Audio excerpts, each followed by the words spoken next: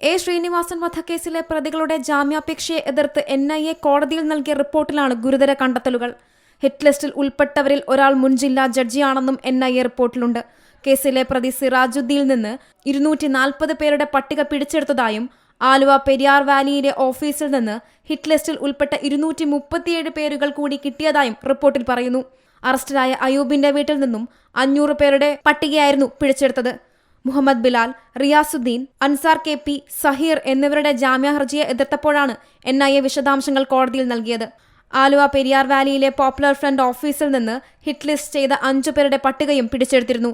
ഈ ലിസ്റ്റിലാണ് മുൻ ജില്ലാ ജഡ്ജിയുള്ളത്. പട്ടിക തയ്യാറാക്കിയത് എതിർക്കുന്നവരെ ഇല്ലാതാക്കാനാണെന്നാണ് NIA സത്യവാങ്മൂലത്തിൽ പറയുന്നത്. 2022 സെപ്റ്റംബർ 28-നാണ് പോപ്പുലർ ഫ്രണ്ടിനെ നിരോധിച്ച് ഉത്തരവിറക്കിയത്. Zee Malayalam news, Kochi. ഏറ്റവും പുതിയ വാർത്തകളും വിശേഷങ്ങളും വിരൽ തുമ്പിലറിയാൻ സി മലയാളം ന്യൂസ് എല്ലാ ഡിജിറ്റൽ പ്ലാറ്റ്ഫോമുകളിലും ലഭ്യം.